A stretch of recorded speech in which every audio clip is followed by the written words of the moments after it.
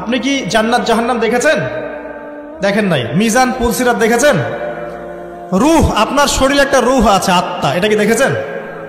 এখন এই যে বিষয়গুলো দেখা যায় না, আধ্যাত্মিকত্ব, বারাকা, আল্লাহর নূর, কবরের আযাব, পরকাল, ফেরেশতা, জিনজাতি, তো এগুলোকে আমরা তো বাহ্যিক জ্ঞান দিয়ে ব্যাখ্যা করতে পারবো না। পারবো? তাই বলে কি এগুলোর অস্তিত্ব নাই? বলেন, এগুলোর অস্তিত্ব আছে কি নাই? যদি এগুলোর অস্তিত্ব কেউ বিজ্ঞান দিয়ে প্রমাণ করতে চায়, পারবে? যুক্তি দিয়ে প্রমাণ করতে চাইলে পারবে? কোনো দর্শন দিয়ে প্রমাণ করতে চাইলে পারবে? পারবে না। তাহলে এখানে একটা বিষয় হচ্ছে, আল্লাহর পক্ষ থেকে যা নাজিল হয়েছে চোখ বন্ধ করে বিশ্বাস করতে হবে। কেন এই যুগে জ্ঞান ছাড়া চলা যাবে না। এই যুগটা অজ্ঞ থেকে চলার যুগ নয়, জ্ঞান অর্জন করতেই হবে। আর এই জ্ঞান অর্জন শুধু এককেন্দ্রিক করলে চলবে না, আপনাকে বহুমুখী শিক্ষায় শিক্ষিত হতেই হবে। অন্যথায় আপনি ওই যে বললাম আল্লাহর নূর, যেটা দিয়ে আপনি এখন বিশ্বকে দেখবেন, এটা অর্জন করতে পারবেন না। আরেকটা কথা বলে রাখি, অনেক ডিগ্রি সার্টিফিকেট অর্জন করার পরেও যদি মনের মধ্যে হিংসা আর অহংকার আর গীবত তোহমতের সংস্কৃতি না যায়, ওই নোংরা কলবেও আল্লাহর নূর নাজিল হয় না। কথা বুঝাতে পারছি না? অনেক ডিগ্রি সার্টিফিকেট অর্জন করেছেন, তো মনের মধ্য থেকে এখনো হিংসাই যায় নাই, এখনো গীবত তোহমতের সমালোচনার সংস্কৃতিই বর্জন করতে পারেন নাই, এখনো খোলা মনে সবাইকে ভাই মনে করতে পারছেন না। সংকীর্ণ মন, একটা ছোট মন নিয়ে ছোট লোকের মতো আপনি চলাফেরা করেন। এই মন নিয়ে চললে আল্লাহ নূর নাজিল হবে না। আল্লাহ নূর পেতে হলে মনটা প্রশস্ত হতে হবে, নিরহংকার পূর্ণ হতে হবে, কারো প্রতি হিংসা নাই, কারো প্রতি বিদ্বেষ নাই, কেউ আমার শত্রু না, মুসলিম ভাইরা সবাই আমার ভাই। উদার একটা যখন মন মানসিকতা থাকবে, নিরহংকার পূর্ণ মন থাকবে, জ্ঞান অনুযায়ী আমল হবে, সেজদায় কান্নাকাটি করবেন, আল্লাহ নূর চলে আসবে ইনশাআল্লাহ।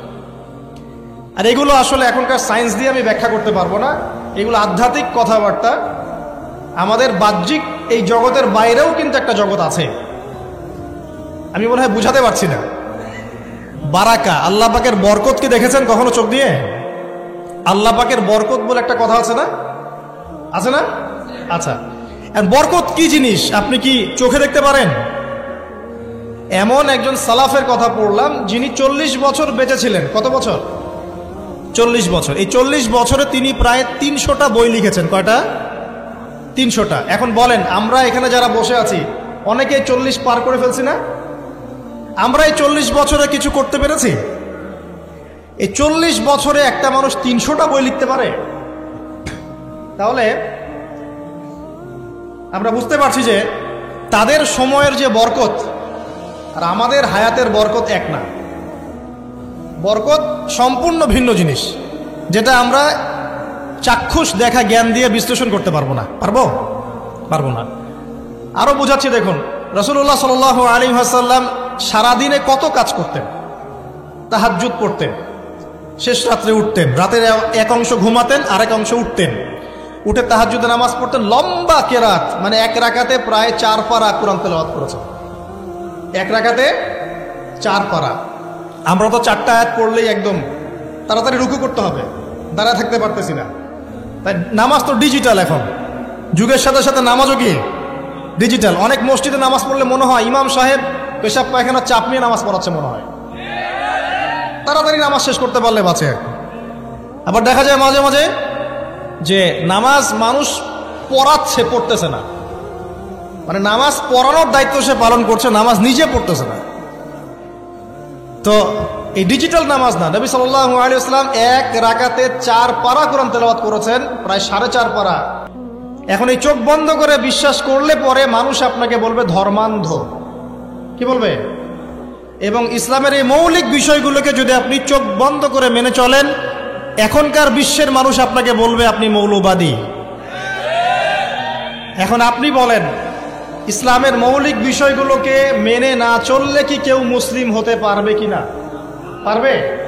তাহলে পরিপূর্ণ মুসলিম হতে হলে আমাকে মৌলবাদী হতে হচ্ছে কিনা? আমি এটা দিয়ে কি বুঝাচ্ছি? আল্লাহ পাকের নাজিল করা প্রতিটা বিষয়কে চোখ বন্ধ করে মানতে হবে। কিছু বিষয় আমার বুঝে আসবে, কিছু বিষয় আমার বুঝে নাও আসতে পারে। এখন যতগুলো বিষয় বললাম, একটাও কি ব্যাখ্যা করতে পারবেন? কিন্তু এগুলো আপনাকে মানতেই হচ্ছে, কারণ আপনি মুসলিম। আল্লাহ বলেছেন, রাসূল বলেছেন, আমি মেনেছি। এখন আমার জ্ঞান কি আল্লাহ এবং তার রাসূলের জ্ঞানের চেয়ে বেশি না কম?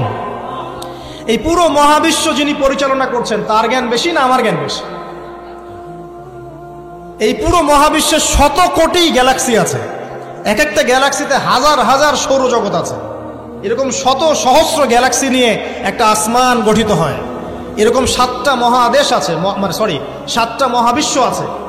এই 7 মহাবিশ্বের উপরে আছে কুরসি, ওয়াসিআ কুরসিয়ুহুস সামাওয়াতি ওয়াল আরদ। তার উপরে আছে মহাসাগর যার গভীরতা 500 বছরের পথ। তার উপরে আছে আল্লাহ রাব্বুল আলামিনের আরশে আজিম। আর আল্লাহ রাব্বুল আলামিন এই আরশের উপর সমুন্নত। সেই মহান আল্লাহকে আমরা বলি আল্লাহু আকবার। কি বলি? এই যে আল্লাহু আকবারের মর্ম বুঝলেন?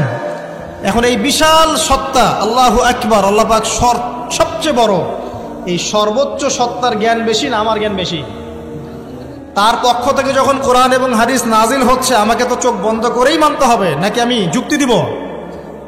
হ্যাঁ, কিছু বিষয় আমার বুঝে আসবে, কিছু বিষয় আমার বুঝে নাও আসতে পারে। কিছু বিষয় আমি সায়েন্স দিয়ে প্রমাণ করতে পারবো, কিছু নাও পারতে পারি। কিছু আমি দর্শন দিয়ে প্রমাণ করতে পারবো, কিছু নাও পারতে পারি। যেগুলো পারছি না সেগুলো আমার বা আমাদের জ্ঞানের সীমাবদ্ধতা। কথা কি বুঝতে পারছেন? এটা আল্লাহ পাকের জ্ঞানের বা আল্লাহ পাকের ওহির কোনো ত্রুটি নয়। আল্লাহর ওহির কোনো ত্রুটি আছে? এটা আমার জ্ঞানের সীমাবদ্ধতা। আসেন সামনে যাই। যে কথাটা বলতে গিয়ে এদিকে আসলাম, দেখুন এমন অনেক বিষয় আছে যেগুলো আমরা খালি চোখে ব্যাখ্যা করতে পারবো না। আমরা যে যুগটাকে আইয়ামে জাহিলিয়াত বলছি, ওই যুগটাতে যে সমস্যাগুলো ছিল, যে পাপগুলো ছিল, সেগুলো এখনকার বিশ্বে আরো অনেক উঁচু লেভেলে বিরাজ করছে। যেমন এই যে আপনারা বললেন, একটা পাপ ছিল শিরক।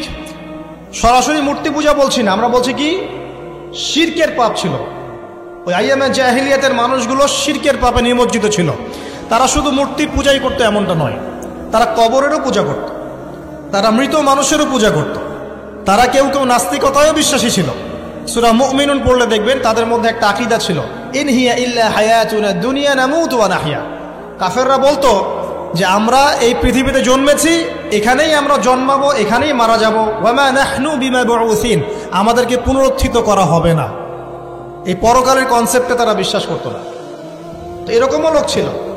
শুধু যে লাত, ওজ্জা, হবল, মানাত এগুলোর পূজা করতো তাই নয় এই বিষয়টা। এখানে কবর পূজাও ছিল, এখানে আপনার মৃত মানুষের পূজাও ছিল, এখানে গাছপালা, চন্দ্র, সূর্য, নক্ষত্রের পূজাও ছিল, আবার নাস্তিকতাও ছিল। এক কথায় আইয়ামে জাহিলিয়াতের সবচেয়ে বড় পাপ ছিল শিরক। এখন একটু এই 1400 বছর পরে চলে আসে, চলে এসে দেখেন এখনকার সমাজের দিকে তাকান, এখনকার মুসলিম রাষ্ট্রগুলোর দিকে তাকান, আর পুরো বিশ্বের দিকে তাকান। সবচেয়ে বড় সমস্যাটা কি বলেন? সবচেয়ে বড় সমস্যা কি শিরক নয়? আচ্ছা, মুসলিমরা কি এখন অনেকেই কবর পূজা করে না? মুসলিমদের মধ্যে অনেকেই দেখবেন যে মৃত মানুষের কাছে চাচ্ছে না, মৃত মানুষের কাছে সন্তান প্রার্থনা করে না, ওই যে ওখানে গিয়ে নজর মানত করছে না যে মৃত মানুষকে সন্তুষ্ট করলে আমার ভালো হবে, না হলে আমার কোনো ক্ষতি হয়ে যাবে, এটা মানুষ করছে না। মুসলিমদের মধ্যে বহু মানুষ আল্লাহর হালালকে হারাম করছে না, আল্লাহর হারামকে হালাল করে নিচ্ছে না, এটাও কিন্তু শিরক। আপনি কি জানেন যে আল্লাহর হালালকে হারাম করলে শিরক হয়? আল্লাহর হারামকে হালাল করলে শিরক হয়। সুদ হালাল না হারাম? না, সুদ তো ফরজ। সুদ হালাল না হারাম? সুদ তো এখনকার বিশ্বে ফরজ। সুদ ছাড়া এই বিশ্ব চলবে না। আপনি ঠিক বলছেন, কিন্তু সুদ ছাড়া এই বিশ্ব চলে না। যে কোনো কিছু করতে গেলে সুদ লাগে। তো এখন যে সবাই এটাকে হালাল করে নিচ্ছে, এটা কি হচ্ছে? আল্লাহর হারামকে মানুষ হালাল করছে না। আচ্ছা বলেন, মদ হারাম না হালাল? বলেন। মদ তো ওয়াজিব নাকি? যুব সমাজে তো মদ না খেলে চলেই না। মদ খায় না এমন যুব সমাজের সংখ্যা বেশি না খায় তার সংখ্যা বেশি? কয়টা ছেলে আছে স্মোক করে না? বলেন, কয়টা ছেলে দেখাতে পারবেন যারা স্মোক করে না? এখানে কারা কারা স্মোক করেন না? মাশাআল্লাহ, আলহামদুলিল্লাহ, মাশাআল্লাহ। হাত নামান, হাত নামান, হাত নামান। আল্লাহ পাক আপনাদের রক্তে এবং মাংসে বরকত দান করুন, দোয়া করি।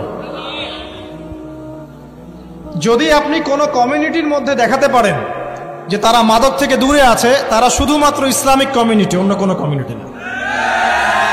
যদি আপনি মাদক মুক্ত কোনো ক্যাম্পাস দেখাতে পারেন, সেটা হবে মাদ্রাসা। যদি পর্ন মুক্ত ক্যাম্পাস দেখাতে পারেন, দেখাতে হবে মাদ্রাসাকে। এখানে বিষয়টা হচ্ছে, যারা ইসলাম প্র্যাকটিস করে, কোরআন এবং সুন্নাহর বুঝ যাদের মধ্যে আছে, যাদের মধ্যে আল্লাহর ভয় আছে, এরা কখনো সুদ খাবে? এরা কি মদ খাইতে পারবে?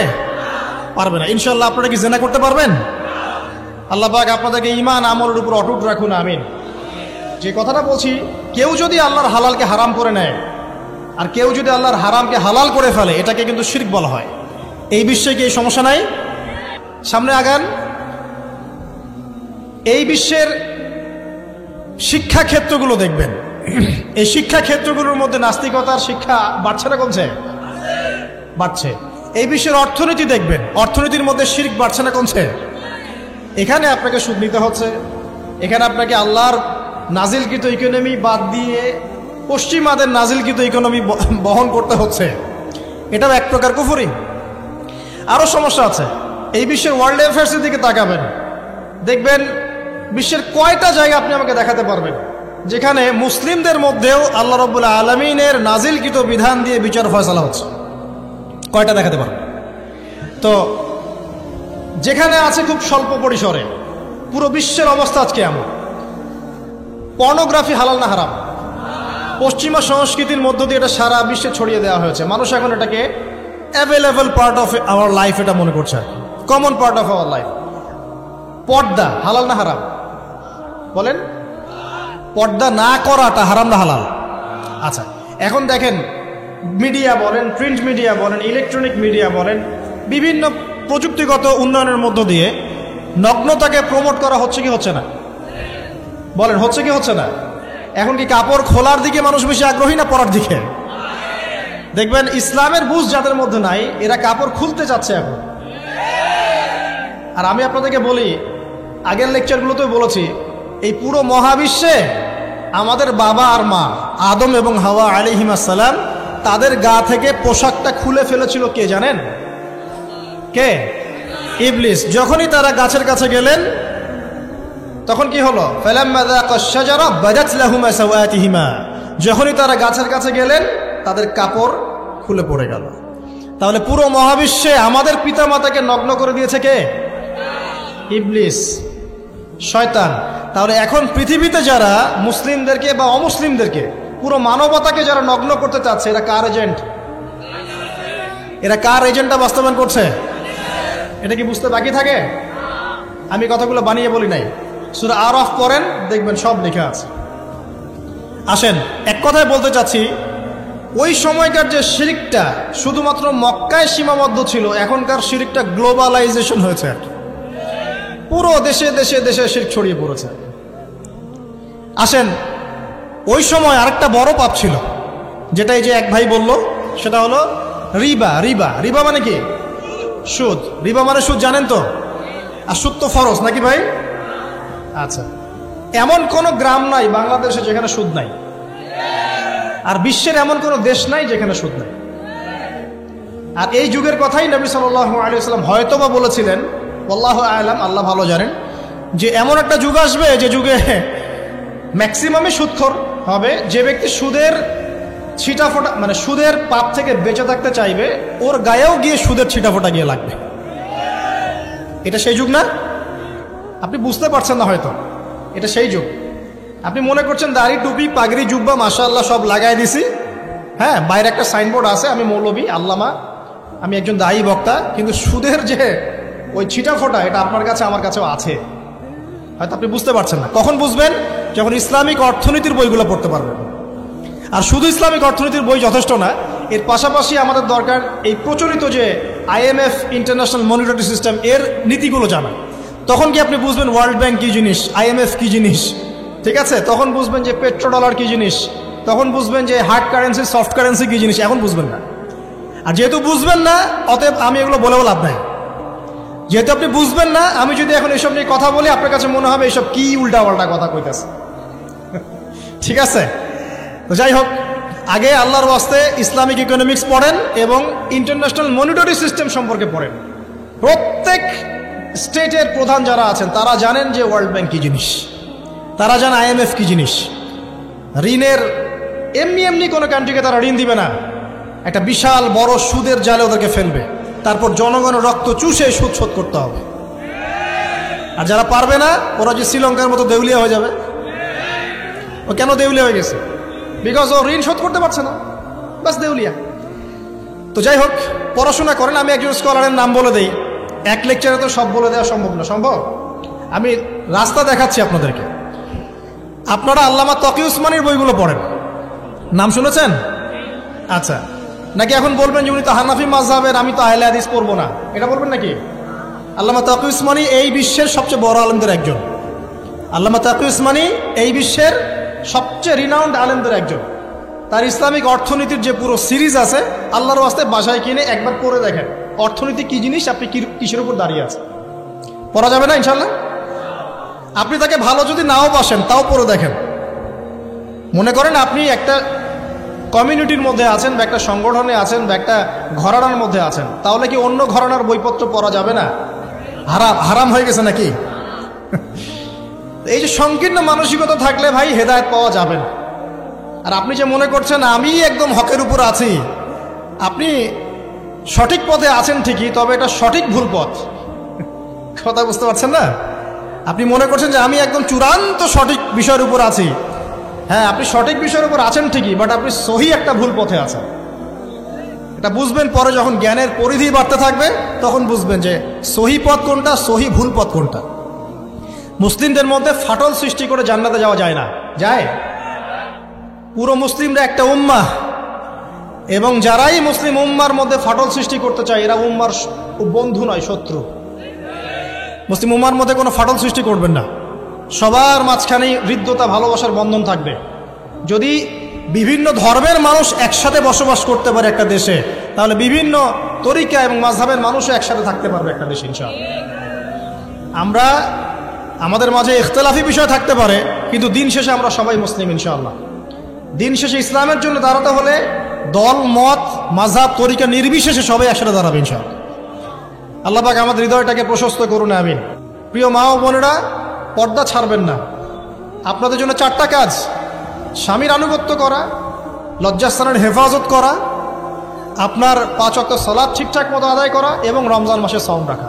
নবীজি বলেছেন সাল্লাল্লাহু আলাইহি ওয়াসাল্লাম, জান্নাতের যে কোনো দরজা দিয়ে ইচ্ছা আপনি প্রবেশ করতে পারবেন। আপনার জন্য সহজ। আর স্বামীর আনুগত্য বলতে আমি বুঝাইনি স্বামীর দাসত্ব করতে হবে, এটা বলিনি। এখনকার কিছু ফ্যামিলিস্ট মেয়ে আছে, ওরা আনুগত্য শব্দ মনে হয় যে দাসত্ব মনে হয়। আনুগত্য দাসত্ব এক জিনিস না। আনুগত্য কি? স্বামী কোরআন সুন্নাহর অনুকূলে কোনো কথা বলেছে, আপনি মানবেন। স্বামী বলছে পর্দা করো, তোমাকে ভালোবেসে বলছি তুমি পর্দা করো, তুমি আমার অনেক প্রিয় একজন মানুষ, তুমি বেপর্দায় বাইরে যাবা, লোকজন দেখবে, কেমন হয়? ঠিক আছে, আর তোমাকে তো আমিই বিয়ে করেছি, তুমি আমার মানুষ, তোমাকে দেখবে কেন? ঠিক আছে। তো এখন স্বামী ভালো কথা বলেছে, আপনি শুনলেন, এটা আনুগত্য। আর ওই স্বামী যদি বলে আসো তো আমার কলিগরা এসেছে, ওকে খাবার সার্ভ করতে হবে, আসো খাবারটা পরিবেশন করো, এখন আপনি বেপর্দা হয়ে আপনার স্বামীর কলিগের সামনে খাবার পরিবেশন করতে শুরু করলেন, এটা কি আনুগত্য করতে হবে? এটা তখন আপনি আনুগত্য করবেন না। সিম্পল, কোরআন সুন্নাহর অনুগত কাজে আপনি স্বামীর আনুগত্য করবেন, বিপরীতে গেলে আপনি করবেন না। স্বামীর আনুগত্য মানে স্বামীর দাসত্ব নয়। আর এই হাদিসটা আপনি কেন ভুলে যান যে আল্লাহ রাসূল সাল্লাল্লাহু আলাইহি ওয়াসাল্লাম বলেছেন, আল্লাহ ছাড়া যদি কাউকে সেজদা করা যেত, সম্মান বুঝাচ্ছেন, আল্লাহ ছাড়া যদি কাউকে সেজদা করা জায়েজ হতো, আমি মেয়েদেরকে বলতাম যেন স্বামীকে সেজদা করে। কেন? কারণ আপনাকে